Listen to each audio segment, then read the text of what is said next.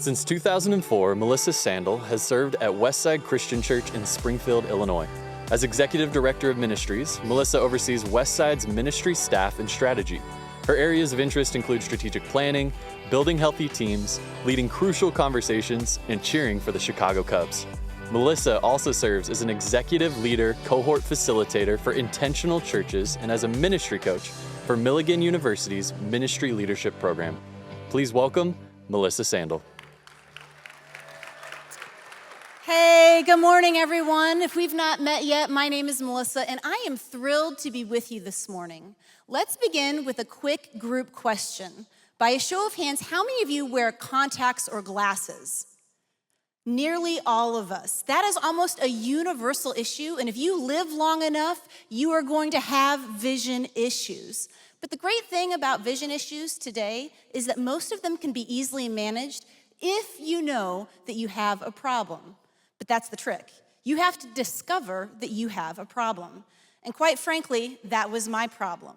I didn't know that I had a vision problem until far too long. When I was 16 years old, my high school basketball team had made it to the regional championship. And I remember the day as if it were yesterday. It was a critical moment in the game, and I had secured a steal, and I was leading my team on a fast break. Now, this was in the pre-Caitlin Clark era, but I don't think it's an exaggeration to say that I delivered the most beautiful, well-timed, Caitlin Clark-like pass directly into the hands of the referee. And that is when I discovered I had an eyesight problem. Most basketball fans know that Pistol Pete Maravich invented the no-look pass. Me, I pioneered the no-see pass. And if I'm completely honest, that was not the first time I had detected that something wasn't quite right. There were signals all along the way. I went to school every single day, and I had to squint to see the whiteboard. I liked to sit unusually close to the front of the theater when I saw a movie. And I was constantly asking people what time it was because I couldn't see the clock for myself. I had explained away all of these micro dysfunctions, or at the very least, I was unable to connect all of the dots and discover the root problem. And my root problem was I was literally blind as a bat, and I needed significant help. Friends, some ministry teams experience a similar dynamic. There are gifted players on the squad, but something just doesn't feel quite right. We're not functioning at all capacity, our full capacity. And oftentimes we can't put our finger on the problem, which makes solving it all the more difficult. If you've ever walked out of a meeting and thought, wow, the vibe in that room was really weird, or if you've considered your relationship with a teammate and thought, why is that harder than it needs to be, then this talk might be of special interest to you. The theme of this session is strategic alignment, which is simply helping our teams move in the same direction in a healthy way for a long period of time. And often when I say strategic alignment, people immediately think of strategic planning. Things like charts and graphs and calendars and tools that get people talking and then moving in the same direction. Now, something that you should know about me is that I love strategic planning, and I love a good tool that helps people move in the right direction. In fact, if you don't have strategic planning tools that you love, contact me after the session. I would be glad to share some of my favorites. But I don't want us to get confused. Strategic planning and strategic alignment are not the same thing. Strategic planning tools alone do not guarantee that a team will move in the same direction in a healthy way for a long time. And one of the reasons I know this is because I've worked in the local church for 20 years. And I've been serving other churches as a coach and as a guide for the last 12. Over time, I have observed that a team can have all the best planning tools in play and yet still remain on the struggle bus. I've actually seen churches invest a significant amount of time and money into strategic planning, thinking it will be the silver bullet to their church's growth, only to find that they continue to struggle. I have become convinced of two things. Number one, strategic alignment must precede strategic planning and is actually far more important. And number two, there is a secret ingredient for strategic alignment, and it is the missing piece for many teams. With the right amount of this secret ingredient in the mix, I'm convinced that teams can work together for decades and survive nearly anything. But without it, even the best made plans sit dead in the water. So how do you know? How do you know if your team has the secret ingredient? Well, I think it's easier to determine and easier to see when your team doesn't have it. Let's do a little diagnostic test. You know your team is missing this ingredient if the people on your team quickly become territorial or reactive or are easily offended. You know your team is missing this ingredient if there seems to be a lot of sideways energy spent walking on eggshells around people so that we don't trigger them. You know that your team is missing this ingredient if there are meetings after the meeting. You know what I'm talking about, where we spend more time talking about people than we do talking to them. And then you know your team is missing this ingredient if there is a giant elephant in the room and it's been living there for so long, it's had babies. You know, I think it's kind of like walking into your kitchen when something's been sitting in the garbage disposal for too long. You don't know what's in there and you can't see it, but when you walk in the room, you just know something doesn't smell right. And friends, I think some of us are serving on teams right now where something just doesn't smell right. If any of this is resonating with you, I can almost guarantee what your team is missing is emotional maturity. Emotional maturity is understanding and transforming and being in control of what's going on inside of you so that you can be a gift to other people. And this is the secret ingredient to true strategic alignment. I love what author and pastor Pete Scazzero says. He writes that it is impossible to be spiritually mature and yet remain emotionally immature. In other words, you cannot follow Jesus and not allow him to transform your inner world. But unfortunately, so many of us know from experience just how painful it can be when a dysfunctional person or a group of dysfunctional people go unchecked on a team. We probably all know people who never miss a week of church and have studied the entire Bible, and yet they remain self-righteous and controlling, fueled by anger, blind to their own shadow side, and in many ways are very destructive. And some of these people might work on your church staff, and some of them might be sitting next to you right now. Don't look. And wouldn't we all be well served to ask ourselves, are we that person? We have all seen churches with big kingdom plans get stalled out for years because of emotionally immature behavior. Things like fighting amongst leaders, or a toxic culture of gossip and backbiting and resistance to change, or the moral failure of a leader, or a collective failure among a group of leaders to confront an unhealthy elder or staff member.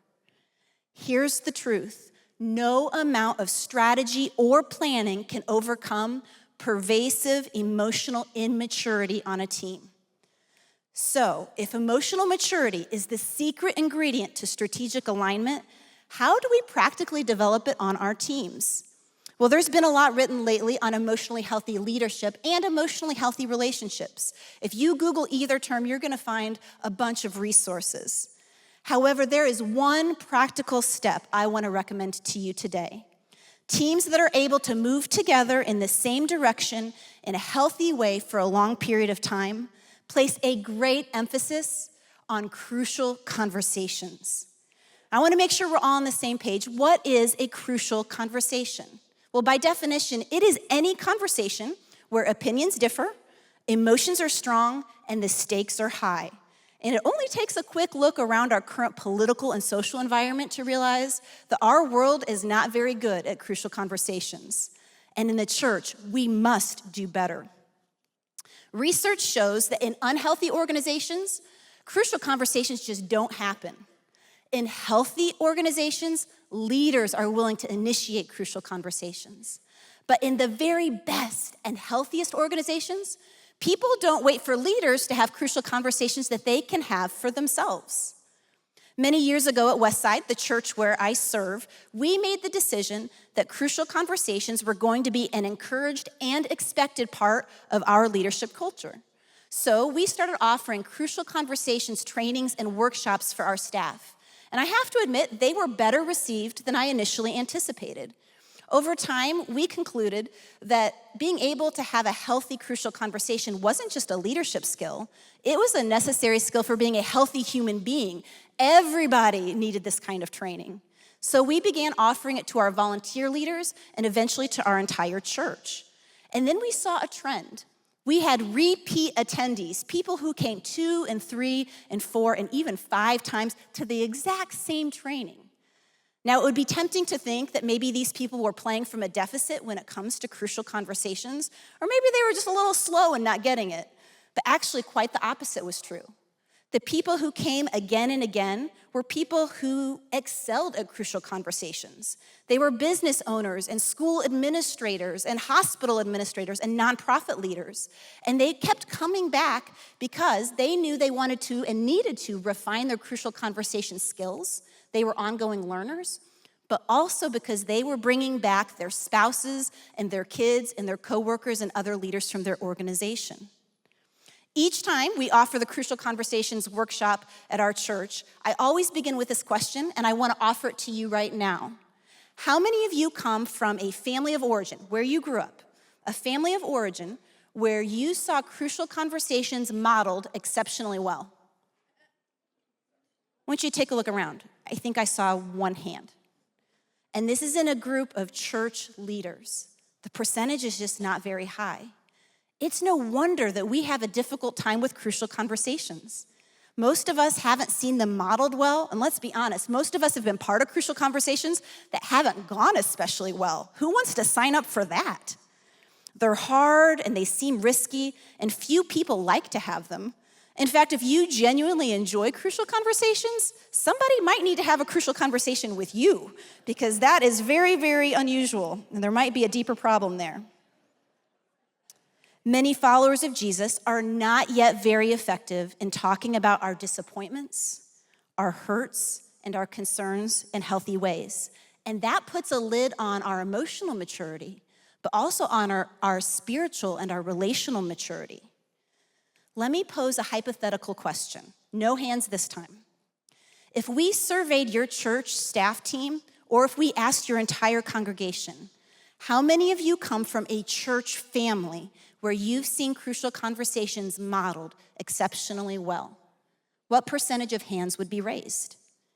Hebrews 12, verse 14 reads, "Work at living in peace with everyone, and work at living a holy life, for those who are not holy will not see the Lord. Look after each other, so that none of you fails to receive the grace of God. And watch out that no poisonous root of bitterness grows up to trouble you, corrupting many." Did you notice how that verse began? Living in peace with everyone takes work. And when you're unhappy with someone, when you are not living in peace with someone on your team, I hate to break it to you, but it's not a secret. It gets telegraphed, kind of like an errant pass to a referee. Even if you don't explicitly say it, your team knows it. And that's why timely, crucial conversations are so important. They are an antidote to the poisonous and bitter roots that can grow up to trouble us and to corrupt our teams. Look, if we're trying to do big things for God, there are going to be times when we disagree. There are going to be times when we get hurt or feel confused, or when we are straight up disappointed in a person or in a decision. An emotionally mature person pre-decides. They pre-decide what they're gonna do when they're frustrated and wounded, because that's part of life and part of ministry. It's inevitable. And they pre-decide that they are going to walk toward the mess and talk to the right person at the right time in the right way, and leave no room for gossip and no room for unhealthy behavior. Friends, the willingness to have crucial conversations is not a personality trait. It is a character trait. We must interview for this character trait and train on it and hold our teams accountable to it. They are the gateway to emotionally healthy relationships. Teams that move in the same direction in a healthy way for a long period of time, they just expect one another to initiate timely, crucial conversations. and at every level of the organization, from elders to staff and to volunteers. Let me offer a self-assessment question for you to ponder. Are the relationships between the people on your team worth exporting to the rest of your church? In other words, if people in your community patterned their marriages and their parenting and their workplace relationships on the way that you treat and interact with one another, would they be healthier and happier followers of Jesus? If your initial response to that question is a resounding yes, way to go, because that is exceptionally hard to do. And if your answer is yes, your team likely possesses a very high level of emotional maturity. Emotionally mature teams are a blast to be around, and they are a gift to other people. If you spend time with such a team, you're gonna see a lot of amazing things. You're gonna see calm, non-anxious leaders who remain steady even in the face of adversity. You will see that mistakes happen, of course, but they are quickly acknowledged and resolved. You'll see weaknesses and differing opinions, and they're discussed openly, but never weaponized. You'll see strong leadership, but without coercion and also without overpowering control. You'll see team members who have released the need for things to go their way in order for them to be happy and at peace. And consequently, there is widespread joy. Now, I am not talking about rainbow puking unicorns. I'm not talking about people who are happy all the time because they force it. I am talking about a deep-seated joy, a genuine sense of positivity, a quiet belief that no matter what comes, everything's gonna be okay. Wouldn't it be great if those were the traits that we were exporting to our church and then into a world that is divided and anxious? Now, I wanna offer a couple of disclaimers here. No person or team is perfectly mature. Emotional maturity is a process. It takes time. All of us must grow up in this way. And even emotionally mature people can have bad moments and tough seasons. Just ask my kids. Some of their most hilarious and treasured stories are about my least mature moments. That's what kids are good for, right? But when a team collectively aims at emotional maturity and they have all the right strategic plans in place, they can move together in the same direction in a healthy way for a long period of time. And that brings honor to Jesus, and it makes ministry a lot more fun. And friends, that is strategic alignment. Thanks.